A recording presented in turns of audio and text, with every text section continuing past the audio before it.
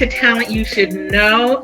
Today we have like a really special guest. I'm super excited about this. His name is DeseanTerry. How are you this evening? I am good. I'm good. Making it. I was just doing, everybody should know I was a little bit late.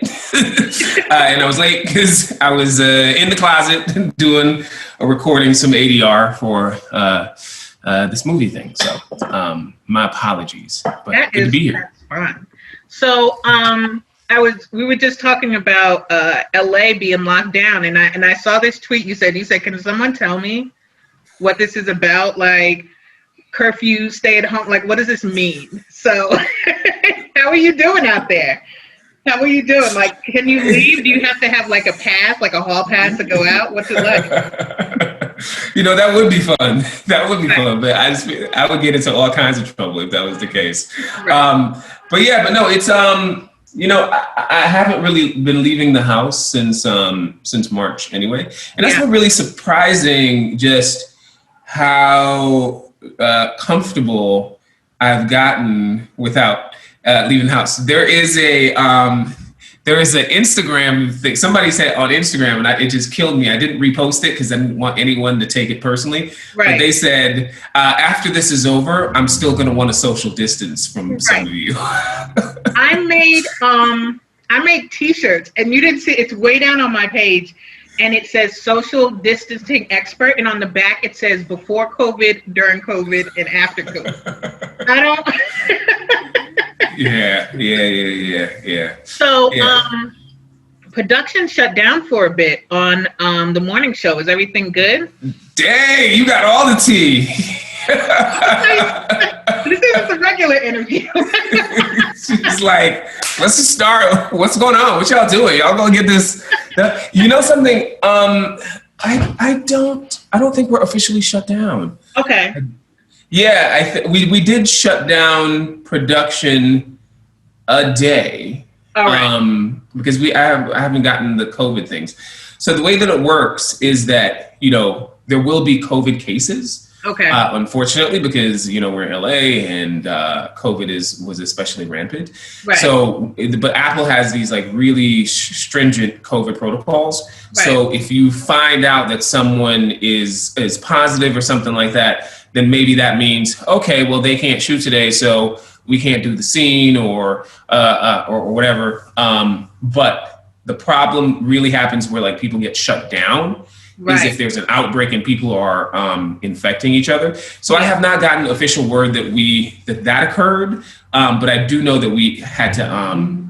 There was a day that we couldn't shoot, which was supposed to be our second to last day shooting anyway. Okay. So it might have been one of those things where it's just like, okay, all right, let's just go do the holidays early.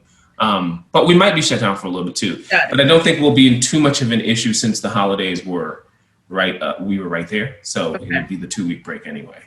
But it's good to hear that they're taking care of you out there. Yeah, they let us know. And it's been, first of all, I'm amazed at what they've been able to do. Just the way that we've readjusted being on set, where there's literally just less interaction with people, and also just sort of like if there's a COVID case or something pops up, then people have to quarantine, and they will readjust the entire schedule, and they do it over and over again, which is crazy. You never would have thought that they could do that before COVID happened, right? Because every time they readjust, everybody, let's call it what it is, dollars being spent. But safety comes first. Safety comes first, and they've been doing it. So it's been really cool in that respect. But it's a scary time. It is. It's a scary time because last week, the numbers were 1 in 80 people in LA has COVID. We have over 200 people on set. So if those are the numbers, just logistically, it's going to be like, okay, somebody has COVID today. But that's what's kind of alarming about when I see these parties with people with no masks on, and I'm looking around, I'm like, did COVID end and no one tell me? Like, because, and they're in close quarters, and this is often. This isn't like, just one it's like every week, someone's having a birthday party, an album release. I'm like, listen, just send me the audio or like mail me a card. So Yeah, people really want to do their COVID celebrations, but I can't. Well, no, I mean, I'm kind of upset because it does impact other people, and the Right. sad part is that it may not even impact. It probably doesn't impact the person that you know. It's like you may have had it and then you gave it to somebody else, and even they may have been asymptomatic, and then they give it to someone who gets seriously affected by it. Yeah. Because the COVID cases that we found on set were asymptomatic. One of them, at least I know, was asymptomatic. They had no Yeah. symptoms. Yeah. And if we didn't have all those protocols in place, then right then and there, a bunch of people could have gotten infected. So let's go back. Let's go back a little bit. You were born in Belize, right? Yes. And when did you come to Los Angeles? I came to LA when I was 10 years old. So I'm like a bona fide Belizean, but I'm also like an Angelino because I've been here since I was 10. So it's really where I became and grew up. So I moved to LA, moved to South Central when I was 10, and then that's sort of like the place that I most identify with. But yeah, born and raised in Belize. I was wondering that. So you were doing CFA conversations with, right? And you said you told people to lead with your strength and to find what you love to do. Show people what you love and want to do, and you'll open yourself to opportunities in that field, right? And so, okay, you got you got everything. Like I'm like, oh God, that's crazy. That's awesome. No, I told someone in another interview, I said, people don't do and say things to be forgotten pretty often. Like when they do things like this, it's not so that it's swept under the rug. Like you want to, sometimes you can impact someone with just a sentence, right? Yeah.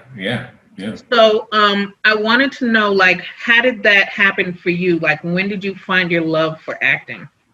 Well, I've loved acting since I was a kid, and since we going in there, one of the things that I do is beyond the television and the whatever sort of like film stuff is I have a theater company, and the theater company is called Collaborative Artist Block, and our mission is that we try and take plays that we're doing back into the community. We partner with Watts Village Theater on a project that we call American Saga, which is, telling the story of this American saga that bodies of color are enduring. So I fell in love with acting when I was a kid. And so that's very important because if someone hadn't, my teacher, one of my first teachers would be, there's so many of them, but it would be Deirdre Weston, it would be Michael Edwards, it would be Wendy Raquel Robinson, who people... Wow, yes.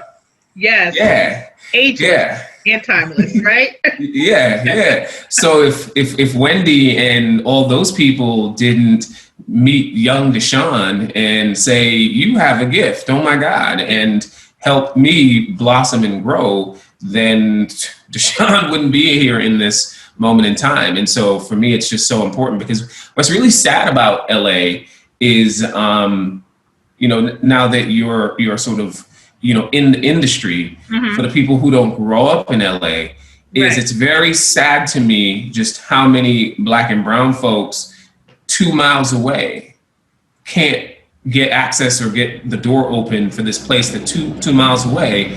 But people from all over, miles and miles, thousands and thousands of miles away, they come and that door's open for you. So it's just really crazy how much of a bridge that we have to build there. So that's I felt I went off topic, but I think we talked about something. Well, no, it's good because I have that at the end actually to go into In This Blood and a couple of the other things that you've done. But what I also want, so you got your bachelor's at Loyola, and then what's interesting is you got to roll in God's Army, right? Right in between between Loyola and going to Juilliard.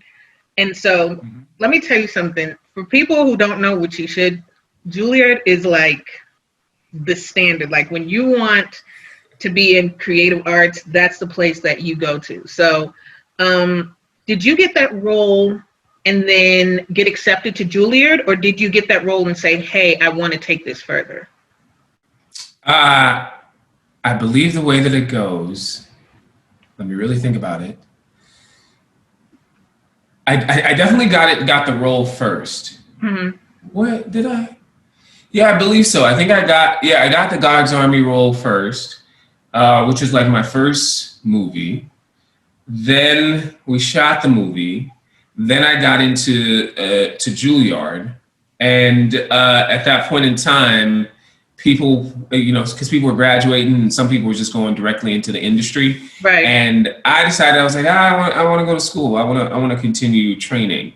And so then I got accepted to Juilliard after God's Army had come out, though. Right. So it had already come out. But I did. I decided to make the decision to go to school after getting the God's Army job. Got it. And so then you did, I know you worked after that, and you got your Master's of Fine Arts in acting and pedagogy, right? It's in acting pedagogy, which is a fancy way, is just like the study and the lineage of acting, like the right. So it's a little bit different than the acting degree, because I'm also an acting coach, and just I just wanted to and I also focus on directing through that program. So I went back and I literally wrote my thesis this week. Well, I finished it this week. I saw that and I was like, that's why he said after the 18th, because he needed time to he needed time to sleep and really get his life back together and gain some more weight, because you probably weren't eating because he was. Yes.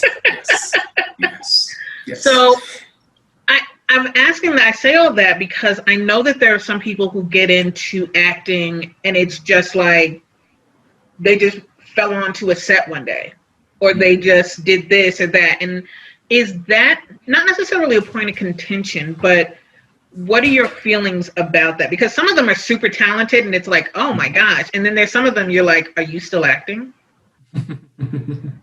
My feelings about it is that I love it. Okay. I do. I love it. I love it because everybody's journey is different. Okay. And, I also, when I coach people, there's some people I coach that it's happened a couple times when I've coached some people and they've never had an acting class in their lives. And I'm like, you got it. I'm like, you got what there is never any sort of I believe in craft and I believe in study. It's like I didn't have to go and get another degree in acting pedagogy, and I don't have to do the next thing I'm going to do. Right. I like learning. That's what works for me. I like learning. I like teaching. I like education. So all the things that I get myself involved with usually are connected to that. But if that's not your thing and you got the goods and you understand it, then I'm also very quick to say, that's awesome. Because maybe your thing is you are a triple threat. You do the singing, the dancing, whatever, and acting is just your side hustle. But you do it really well. So then you got it. Good for you. But I will also say to that, though, what I don't like about that is that, and I'll get a little political about it. Okay. What I don't like about that is that you have people who are paying their dues. Mm-hmm. There are people who are working and they're working hard. Mm-hmm. And I think the industry needs to create a better system to take and utilize all the talented folks that we have in this country, especially the Black and brown folks who are not getting opportunities because of systemic racism.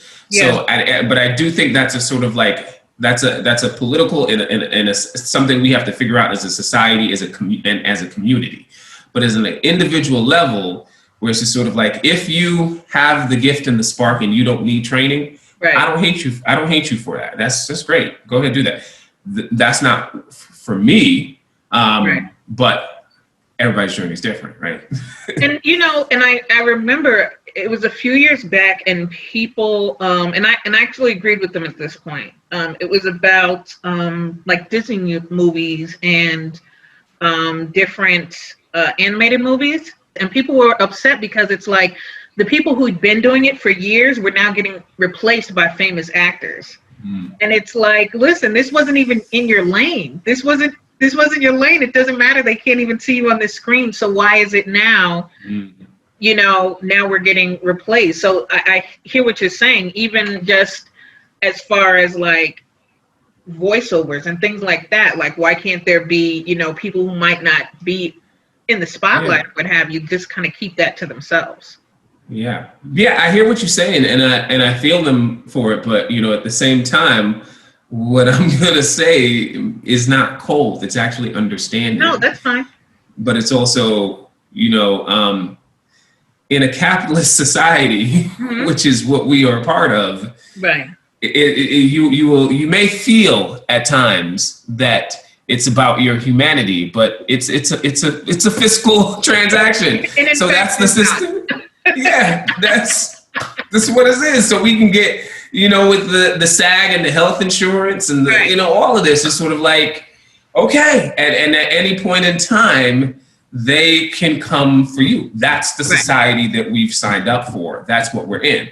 I'm not even going to question, you know, I'm not dealing with the question of that system right now, but that's the system. And that's really unfortunate that stuff like that happens. But then, you know, what exactly can we do about it if we're not changing the system from the top down? Got it.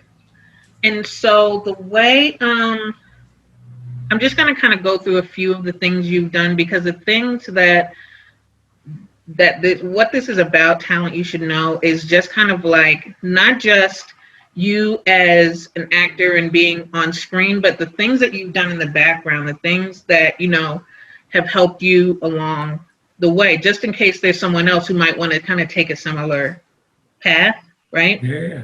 And so I know you did a couple of Audible books, and I wanted to know, does that like help you train as far as like with your inflections, and or was that just kind of something you did? You know, I think that the book the books that I've done, they started off as just sort of, especially, you know, now that I've booked the morning show, I have much more of a more established career now, because I am in a capitalist system, so you know, you don't know what's going to happen next week. But you know, what I should say is this: is that one of the misnomers that is out there, I think, for actors, for people who are trying to come up, is that people constantly tell you the story of lack, and I think it's important for you to hear it, because we are in a very competitive industry, right? But there is, and so it's like, if you want to get into it, know that it will take work. You should be prepared to put the work in. But there's also a story of lack, in terms of, well, you're not going to do that, you can't do that, and you ain't going to make no money, and how you going to feed yourself, and you're going to be a waiter, and blah, blah, blah. And I definitely feel like I switched the game on that a long time ago. Right. A long time ago, I've been making everything I've made financially through something connected to acting. Right. And so it was like, I've seen, yeah. And so it was like, someone introduced me to the book on tape. So I did some books on tapes, which was great. You know, there's so many different avenues, right? I work as an acting coach. I direct. And so eventually it was, you know, it's just funny, because eventually from my mindset, it switched from first coming out of school of like, wait, how do I become a working actor, to then being like, there are so many opportunities for work here, so many places to get work. And I would see other people from the outside being like, I can't do this. But a lot of that was also sort of like, well, are you just comparing yourself to what somebody else has done, and you want to run that exact same track? And you're comparative about that track. But if you say that you're an actor and a storyteller, then just by nature, you can always get work. You can create the work for yourself. Yeah. You can go down to the theater right now and create something and do something. I remember there was this person, I don't even know them that well, but this one person at one point gave me some shade. It was one of those fun things, because I was producing or directing something, and they were like, well, you ain't put me in it. And like, well, I don't know you. and on top of that, like, you could go create and do it for yourself right now. Right. So, yeah. So when did, because it seems like theater really has your heart. And did that start in Stone's Throw, like your first play, or was that like somewhere along the line that it just kind of, you gravitated towards that? So because I grew up doing theater back in the day, and for people, whoever ends up seeing this thing, because people always email me or ask me sometimes, or like, well, my son or my kid is into acting, what can you do? And I started doing acting kid when I was, I think, like 15, through the people I talked about, Deirdre Weston, Wendy Raquel Robinson. And so I always grew up doing theater. So that was always a huge part of how I envisioned it. When I moved to New York to go to Juilliard, in my mind, I said to myself, I'm a New York kid. I'm gonna do this theater thing. I'm gonna do this Broadway, off-Broadway hustle. Like, yeah. And then I got to New York, and it was cold. It was cold. It was too cold. Yes. Yeah. So I had to reevaluate those choices. I was like, I think I'm a slide back to Cali. To the sun. Yeah, I grew up on the East Coast, so I know what you're talking about. I'm like, so you guys aren't going to even shovel, huh? You're just going to pack that ice down? You're just going to keep walking on it? And then, like, the snow sits there for, like, 6 months. It's, like, April before it melts. No, I know. Yeah. And then the whole New York thing was, as a person who grew up in warm weather, I'm a warm-bodied person. Right. Like, I just like the warm. And the thing about New York is that when it would snow, the whole system would collapse. So it's like the trains don't run. So it's like, y'all ain't prepared for this. Right. You saw the same forecast I did 2 days ago. So why are we not here? Yeah, but it's funny because I lived in Chicago where it snows so much, and I promise you it could have been 3 feet of snow and those buses are still running on time. Like, they're on it. Yeah. See, that's not the case in New York. So that's why the other thing, I was like, this ain't gonna work. This ain't gonna work. So I was like, let me go back to LA and now I feel like I have the opportunity to have a sort of like a full sense of practice. Sometimes I'm doing a play, sometimes I'm doing TV show. Hopefully I want to do more movies in the future. Yeah. And I feel, satisfied and also hungry at the same time. Right. So you starred in a Streetcar Named Desire, which actually got really, really good reviews. And one of the things that they talked about is how race wasn't really inserted as a dramatic subject. And so did you think about that beforehand, or how did you kind of take on that role, just as it not being originally a role for African American? For Black men. You were so funny because you're not funny, but I think this is so funny because I was talking about Streetcar Named Desire last night. Mm-hmm. And I talked about it because when we decided to when they did the production, they sent me the notes on what they were intending, how we were doing this Streetcar Named Desire, where the entire society in all ends was going to be, we all going to be Black folks, Black and brown folks, trans folks, just sort of like the marginalized members of community. And then we had but we still had a white Blanche. Right. I saw because that. we went, and she also came from she was old school. Mm-hmm. So she was in a period where, so she was, from the 40s or 50s, whenever that the show was. Right. And we were contemporary. And one of the things we were trying to communicate was that we were on our last vestiges of sort of white privilege in the old South. Okay. And that was a mistake.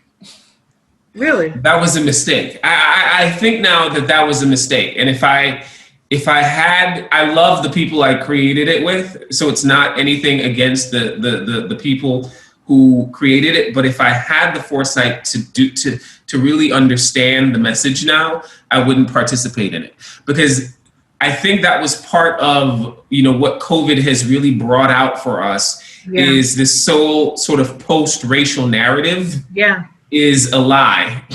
Mm-hmm. And it is a manner to keep us oppressed. Yeah. And so I would no longer participate in a production like that, because then it's trying to tell a story that white privilege is on its last vestibules, and it's not. It's not, because you see magazine covers and it looks just like the 60s. Yeah. And that's a good segue, because you did Father Comes Home from the Wars, right? Mm-hmm. Where you replaced Sterling, and that's, awesome in itself, right? And when I was looking at it, I said, this seems like a tough role, because you have the dynamic of master and slave, right? And then you have this new offer of freedom if you risk your life, but it's almost like, haven't you already? You know what I'm saying? By being in that kind of environment. Mm-hmm. And so what was that like, playing that role, Well, Susan Lori Parks, man. I mean, just to do a Susan Lori Parks role, just like her words, they just fill you up. And to do that show with the people that we did it with, it was just every night, it was just layers upon layers. And that's what I like about theater, is that when you get a really good play or you get a really good thing, then you're doing it. And it's amazing how the play can reveal itself to you in different ways from night to night. And I would definitely say that Father Comes Home from the Wars was one of my strongest experiences of that. And, and that play is so cool for the things that you're talking about, just the layers upon how, what's his name? Who did I play? Do you remember? Sterling. Who did you play? Hero. Hero couldn't get free. Yeah. No matter what he did, he tried it every single way. He went against the white man. He went with the white man, and he became the white man's son. And at the end of the day, he could not get free. So Susan, she clearly knows what's up. Right. She sees it. And so that was amazing experience for that, and for the people that we created that with. Yeah. And I've always wondered that about theater, because, growing up in New York, my mother took me to like every musical, Carnegie Hall, like everything, right? And I always wondered in the stage plays, do you, even though you've been rehearsing it for a while, when you're in front of the audience, do you kind of pick up on their reactions, and then the next day kind of alter things, or do you always? Oh yeah. Okay. Oh yeah, it changes every night. It's like, just think of it as like singing a gospel song in church. Right. Yeah. On one day, on some days they can sing that same song, but today it's just landed in a certain way. And it was just like, man, we brought, he really came today. Yeah. Or it's just like, that was nice. That was very nice. Right. Very nice song. So, I want to go a little bit I'm going to go into TV, because for aspiring actors, having a sizzle reel is like super important. It's just like, for directors or singers or something like that, right? Your sizzle reel, first of all, was hilarious. I was actually on the floor during the crumping part. I think it was Almost Famous. I said, is this like, I promise you, I paused it and I laughed for like 5 minutes.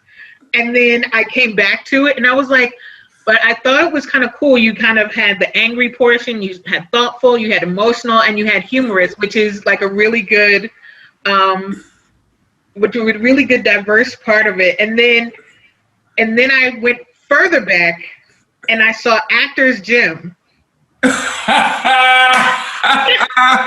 And I want to tell you this, guys. So there's a girl. He's sitting across the table from the girl, and she says, "I'm pregnant," right? And he says, "With emotion." And she was like, "Weren't you wearing a condom?" I was like, "No, I wasn't wearing a condom." And then at the end of it, you try to convince yourself that it doesn't really happen. So That's I just thought it was really hilarious. I wanted to put that in there and let you know I appreciated that. Yeah. I have some treasures out there for it. But it's funny because another thing for people to, if the people who are trying to come up, the morning show, they saw all that stuff. Yeah. That's part of it, because they came to me, they were like, and it's like, it's funny, you do this stuff, and a lot of the times for people, just like, people are watching. The people from the morning show saw me in Father Comes Home from the Wars. They saw me in the play. Wow. They did their research. They saw all these videos and things, and they were like, we'll give him the job. That's so awesome. And I say that from the perspective of like, when I was doing all these things, I said to myself, I was like, does this really matter? Does this really count? And then it's such a fucking joy to like have anyone go back and say, I saw this and this and this impacted me. It just means the world. And it does work. It really does work. So what roles were most challenging for you? And I don't mean that as like, in this movie, but maybe what roles, like playing a father or playing a, like what? For me, all the roles are challenging, and they are challenging for different reasons. Let's talk about the stuff that we've talked about. Father Comes Home from the Wars was challenging. Yeah. That was challenging because I was replacing Sterling motherfucking K. Brown, right? And he was fantastic in the role. And he was the person that anchored that show. And he wouldn't be able to do the second half of the run. But such a huge compliment to me that the associate artistic director said, well, if we have to ask Deshaun to come in and fill in. And I was like, oh my God, I'll do it. Yeah. But that was challenging because it was a hard play. And then on top of that, everyone else doing the play is at the top of their game. They're amazing actors, and they've been doing this, so they're at the top of their game. Right. So it's like I had to come in and anchor the show, and thank God they were a generous cast. But that was hard and beautiful for those reasons because of the challenges. But then, as time went by, I had my rehearsals, and then I had a couple shows, and then eventually I got to that point where I was just like, I'm just gonna kill this, and. But that was a beautiful journey for that. Streetcar Named Desire was hard because Stanley he's a beast of a human being. Yeah. Really difficult to understand psychologically. And I do think that when you're working, you do develop a relationship with these characters or these souls. It's like you and the character shares a soul. Yeah. So that at times can be weighting. At times it can be a heavy weight, and that was heavy with a Streetcar Named Desire, because he was just a difficult person to have to share space with. Seriously. And was that was it that, or was it Hero? Would you say which one humbled you the most? They humbled me in different ways. Okay. Hero humbled me just being able to work with Susan Laurie Parks, because sometimes when you have a play or you have a show or whatever, or you have these words, you just know that it's water, nurturing water for your soul, just to be steeped in.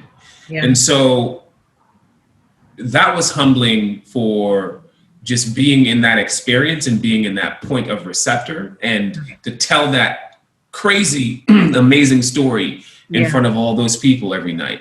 Streetcar was humbling because Stan is just such a beast of a role. He's such an immense character. And, it's like, I think when the roles that are repeated, like the plays that are repeated, the things that are timeless, like our Walter Lee, our Willie Loman, our Stan, because we're familiar with them, we may think like, oh, okay, that play. But then when you get inside of it, then you are humbled because you're like, oh, now I know why this role is such a crazy, why it's gotten the attention it has, because it has its challenges in it, And that's the interesting part. And I don't know how many people are familiar with method acting.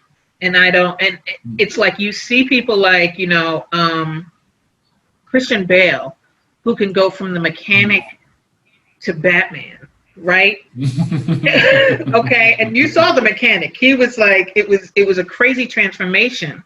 And you also see, who's that? Rest his soul. He played the Joker. Heath Ledger. And it's one of those things in acting, you get so deep in those characters. A lot of times people say they have to take a while off, just to get their mind right. Is that something that you find you do, or do you say, hey, I'm not going to accept this role because maybe it will be too much? Well, I haven't gotten to the point yet where I've had that much that experience where I'm like, I have turned down some things because I'm like, I don't think it's the time and space for me to walk into those shoes right now. I have done that, but I'm not a person that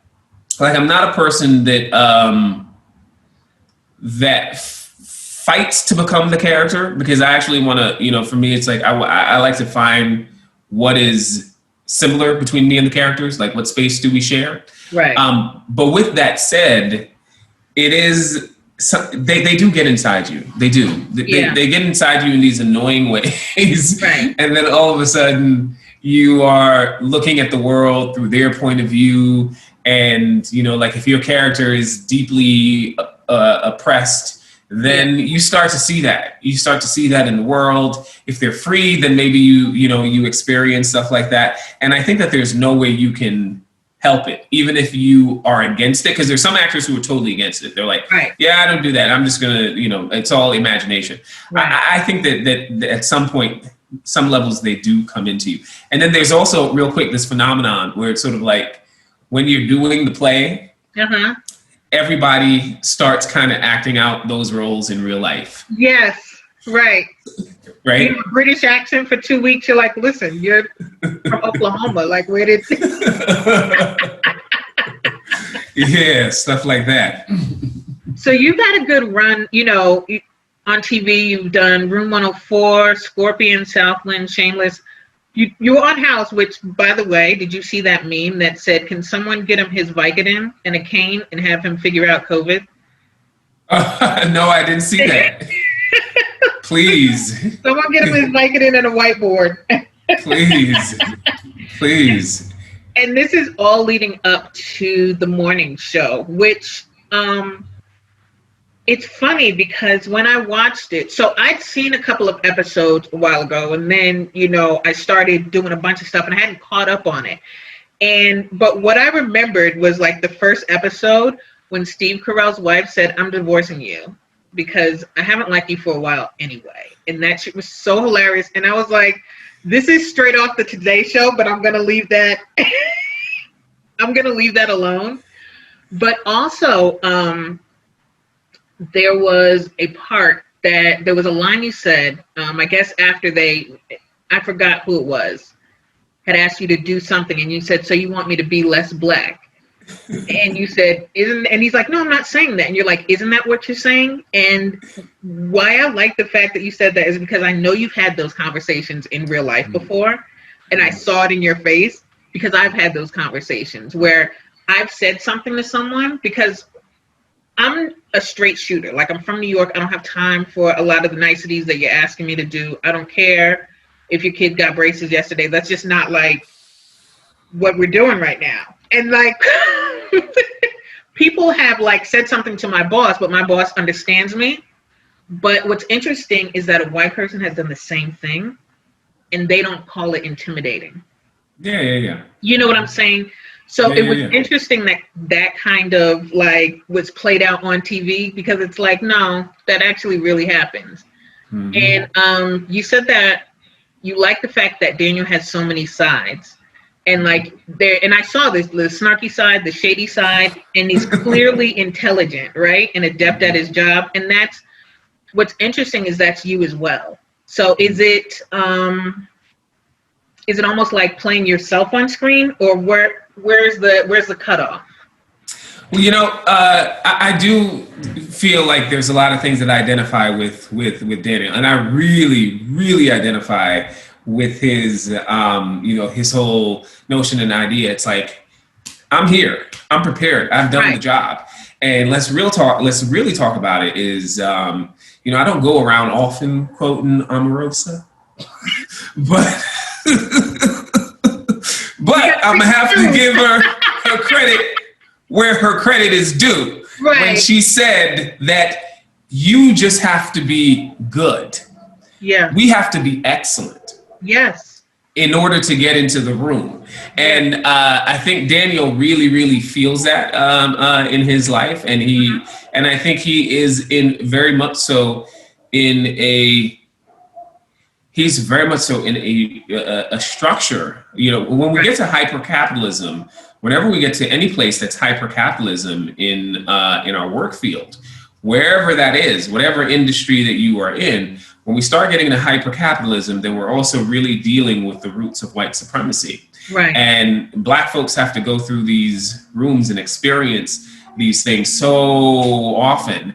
And yes. we don't have outlets. We don't have people to talk to about it, right? Yeah. Because because even the whole idea of finding success in the entertainment industry, it's not that there's a whole plethora of people that you can talk to about this experience, right? Yeah. Because they're not letting as many people into the room as they should. Right. So with that said, there are a lot of things that I identify with about Daniel. I feel like Daniel, I think I'm nicer. Yeah. I think I'm nicer than Daniel. Okay. I don't think I am as shady, but there's definitely parts of it that I like, that I get to hype up about myself, because he is also, at least what I like about him is that, I hope that when he gets a little nasty or mean, people just sort of like it, just because that's where I have some fun with him. So I feel like we have our differences, but I understand what the brother is talking about. I mean, believe me. I'll say this, as a Gilmore Girls fan, I was slightly offended at the fact that you said what kind of name is Lorelai? Like, it's Lorelai, okay? That's the kind of name it is. But I said, let me not stop here. You're like, we hating on the Gilmore Girls. Let me delve in a little bit more and see. So I can only imagine, like, honestly, getting the call and you're starring opposite, like, Jennifer Aniston, Reese Witherspoon, Steve Carell, like all of these actors, and I'm wondering, even in your coaching, do you sit there and say, listen, this is how you have to play cool? Like, was it kind of like walking in and you're saying, wow, this is what I worked for?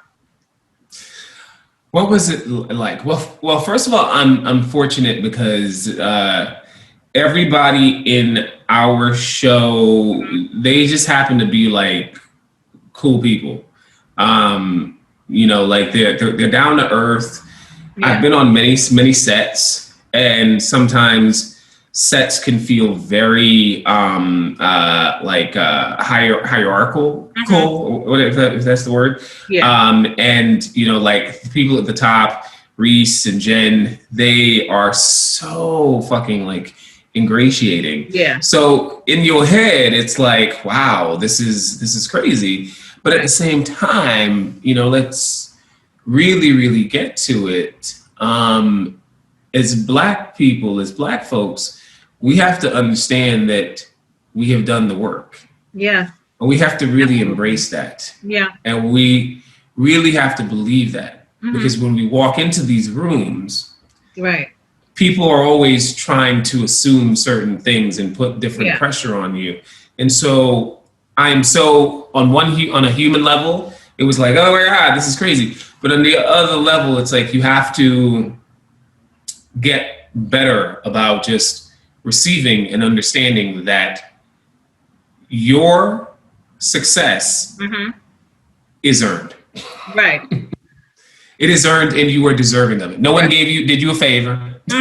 No one did. All the time that you put in, it's you've done well. So, and I'm glad that that the people in the show were so inviting and ingratiating. Yeah. But it is a complicated thing at the same time. Right. It's interesting because I felt that way. I'll be honest. When you responded to my email, I was like, did anyone see that? Oh, okay. I want to know if anyone saw that, because I really enjoy your work and I enjoy you, and I followed you on Instagram for a while. You might not have known that, but I have, just because I like what you've done. And so and I'm like, okay, well, I'll just do a DM and then I'll follow up with an email. And then I was like timing it out, but it's one of those things, like, I feel like when you want something and it's important to you, like you said, you do the work. And so when it finally comes to you, it's like you're so happy, but you're like, okay, now I have to show why this is why I got it.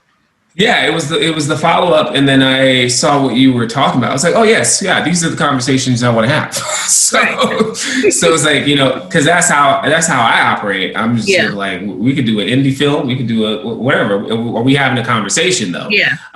So when I got the time to see that, I was like, oh, okay, great, yeah, let's do this. So I looked a little bit into your coaching reviews. Oh, cool. And they're like, you get all 5 stars. They're like, every single class I'm challenged, I grow. And I wanted to know how you go about assessing the person and kind of saying, hey, this is kind of what you're strong at. Like, you're strong at comedy, you're strong at this. Like, what is kind of your process, if you will? Well, I try, it's a whole different thing. It's a whole other ball game. But what I like to do, and I think that because I've had so much training and I've been in so many acting classes, and I've learned from so many amazing teachers. But one thing I did not like about in my training is that I felt that there were a lot of people who felt like they knew me better than me. Okay. No, I see that. So I didn't really like that. Got it. So I try not to tell people that you should do this or you should do that. Because I think that we can do it all, right? I mean, I think that kind of shows hopefully in my whole body of work, where I'm just sort of like, there's all these different sides to me.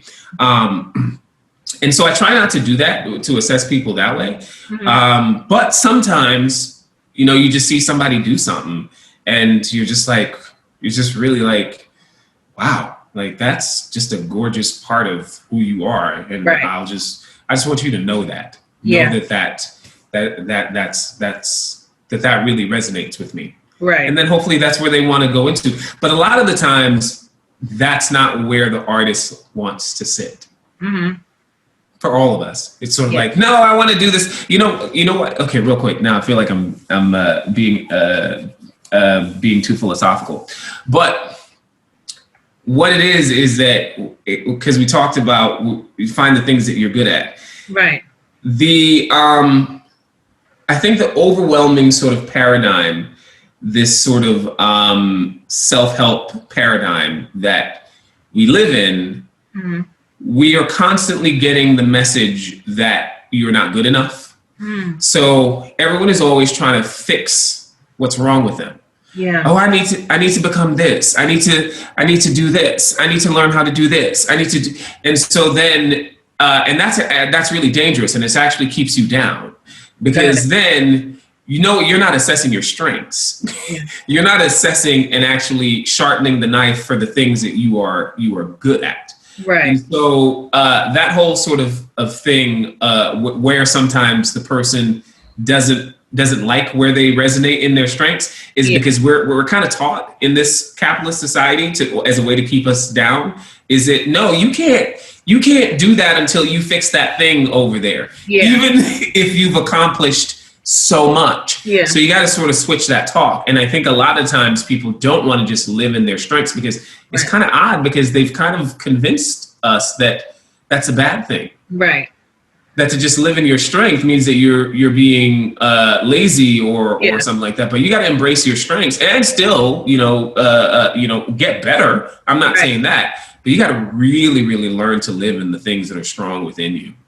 Well, acting is it's such a vulnerable occupation, right? Like when I see actors and I see what they do, and I'm like, I don't know that I could, like forget the sex scenes. I'm talking about crying, right? Like having the tear drop right when it's supposed to fall, or, being able to like act with someone and, you turn around and, you change your whole emotion and that kind of stuff. And it's just such a gift to me. And that's why I call it a craft, because I feel like you're not only are you molding yourself, you're molding the audience in a way.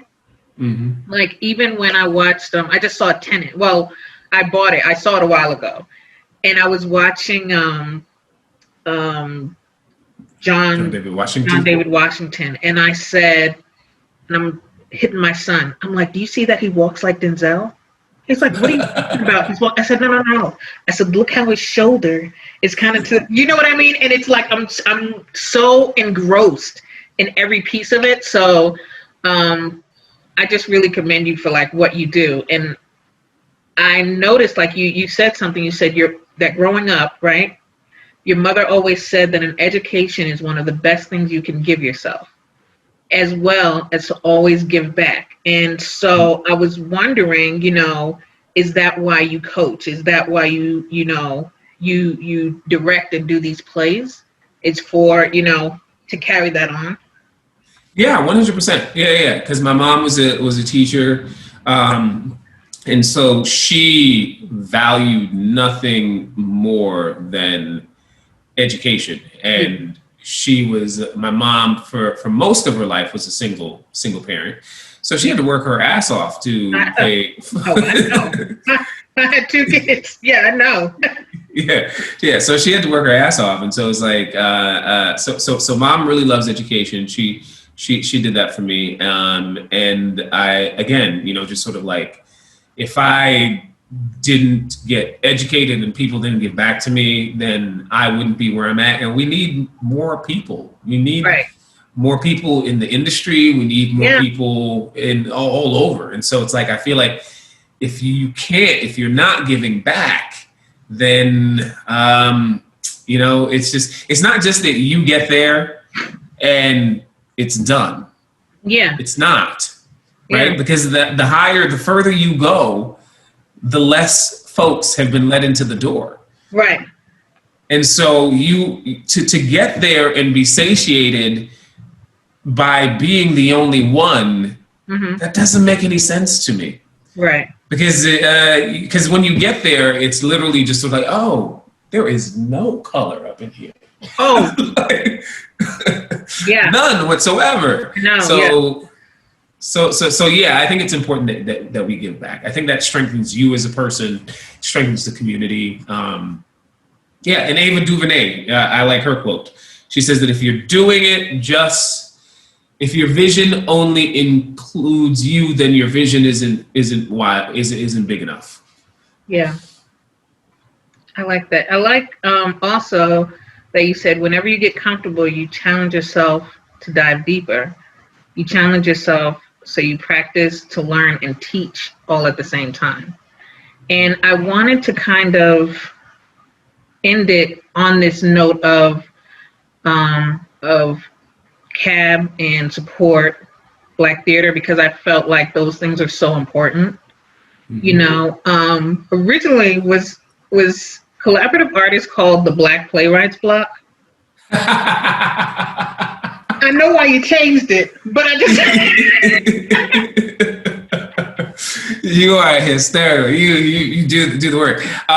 Yeah, Black Playwrights Block was this thing that I started in college. Okay. And then we let it go. So it was like a completely different thing. Oh, and then okay. this time it was we called it came up with Collaborative Artist Block because we wanted it to feel more inclusive in terms of inviting all the shades of color to the organization. Yeah. But the primary mission for us is still working within the Black community. Right. But by telling the stories that we're able to tell by the marginalization in the Black community, I hope that we see each other in all of the stories that we tell. Right.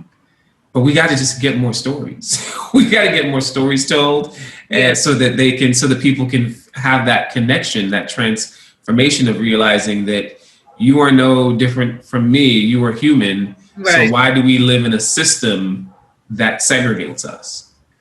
So you mentioned that you're partnering with the Watts Village Theater for the American Saga series, right? Now, how many parts are there going to be to that? How many what? Parts? You said it because it was Saga series, and I saw it was part 1. Oh! So that's so the first play that we did for American Saga is an amazing play called Gunshot Medley. Yeah. And Gunshot Medley Part 1. Got it. So that's just one part of Gunshot Medley. And I believe the playwright is intending to have at least 2 parts to Gunshot Medley. I know that she's been working on part 2, but American Saga, that series, that's just the umbrella for the conversations and the plays that we do. That's going to just be going on for a very long time. Good. We're going to be talking about what's happening, with people of color in this country for a long time. Continues. Yes, it continues. And what we got now? Okay, right. No Trump. We got rid of Trump. So support Black theater. The trailer for that is dope. I tried to promote it, and Instagram said, by the way, you can't use Black by Buddy. You got to take that down. Oh yeah. Yeah. But go ahead. No, it was weird because it kind of did something like that too, but then it does work, or I don't know what the Instagram things are. They were like, my thing said, if you can use it, then just let us know. And then I was able to get it to play. I think that's what happened on Facebook, but Instagram didn't give me anything specifically, I think. So is that separate from CAB, or is that a separate, Yeah, so Support Black Theater, I'm a member of Support Black Theater, but Support Black Theater is a coalition. It's a coalition of all the Black theater companies in Los Angeles. And so Support Black Theater, Safina is actually the one who is the creator and founder of Support Black Theater. Yeah. I'm just one of the people who were in it from the very beginning because she's a good friend of mine.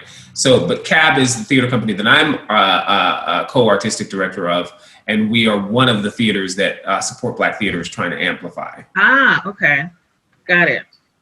Well, this has been so good, and I hope I didn't take up too much of your time. No, this was fun. I had so much fun with you, and